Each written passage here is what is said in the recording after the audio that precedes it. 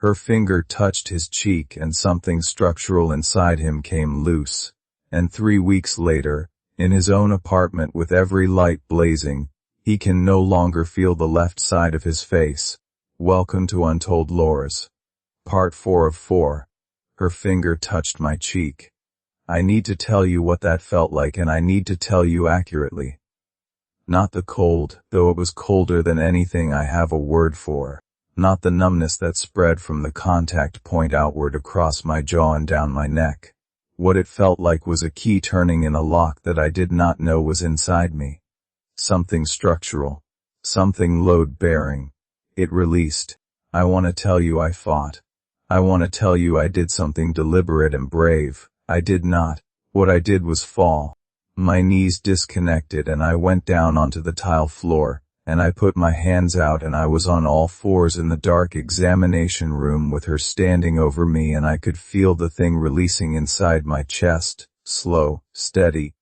The way blood pressure drops when you are bleeding somewhere you cannot see. It was not painful. That is the most frightening part. It was not painful at all. It was a relief. I was so tired. I had not slept in 6 weeks. My life had been stripped down to almost nothing, the marriage gone, the connections severed, the nights empty and the days hollow. The thing releasing inside me felt like setting down weight I had forgotten I was carrying.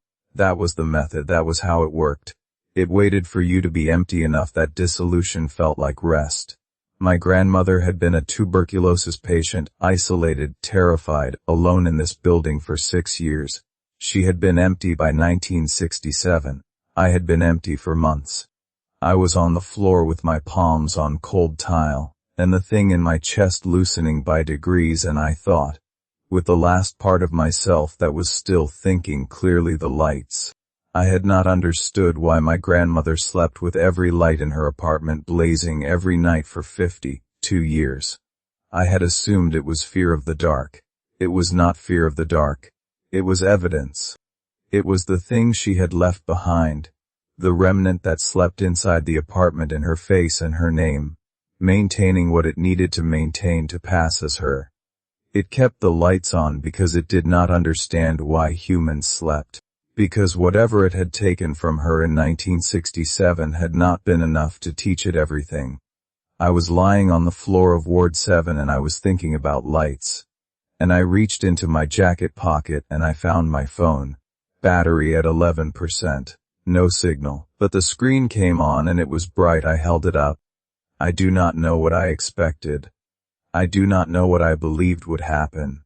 I held the phone screen up toward her and the white light hit her face and something happened that I do not have a framework for. She stopped.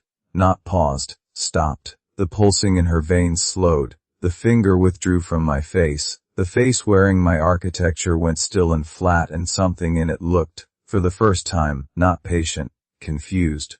I scrambled backward. I kept the screen facing her. I hit the wall. I stayed against it.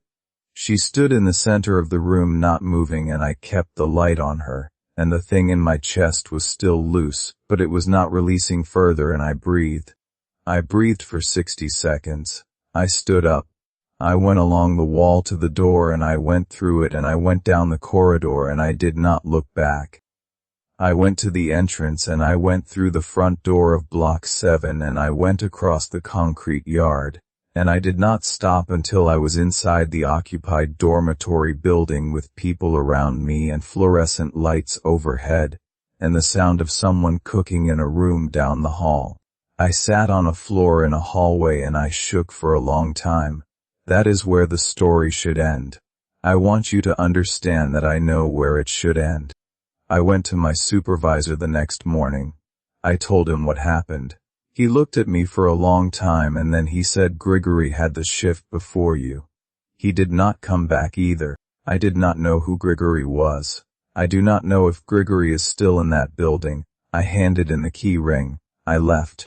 I drove 4 hours to my father's apartment. He opened the door and I looked at his face and I had to stand there for 10 seconds just checking. The cheekbones, the eyes, the way he held his jaw. Making sure it was him. He let me in without speaking. We sat at his kitchen table and he made tea and neither of us talked for a long time. Then he said she visited me last week. Before tonight, she came to the apartment. She was wearing your grandmother's face and she stood at the window and she looked at me. I asked him what he had done. He said I turned on every light in the apartment. I said, did she leave? He said yes. Then he looked at me across the table and he said, Arson, your left cheek, you cannot feel it, can you? I touched my face, left cheek, nothing. Not numb the way cold goes numb, not asleep the way a limb goes. Nothing, absent, as if the nerve endings had been removed at the root. I have been back in my own apartment for 3 weeks now. I sleep with every light on. Not because I am afraid of the dark.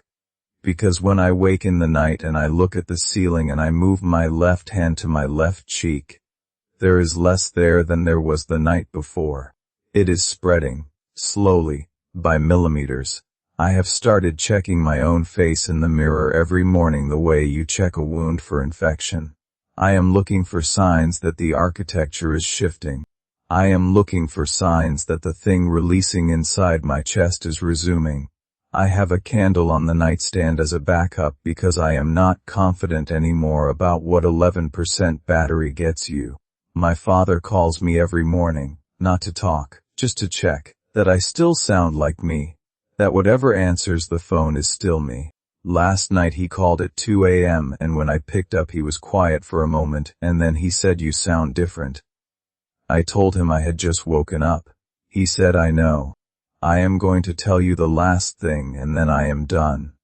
This morning I looked in the mirror and my face looked the way it always looks. But in the mirror, the reflection of my left cheek had a faint network of dark lines just beneath the skin. Not visible in the room, only visible in the reflection. I have been staring at that reflection for 3 days trying to understand whether the mirror is showing me something that is already there, or something that is still coming. I sleep with every light on. I check the mirror every morning, and every morning, the lines are a little clearer. That's it for part 4. Follow Untold Lores for part 1 of our next story. Like and subscribe for daily stories.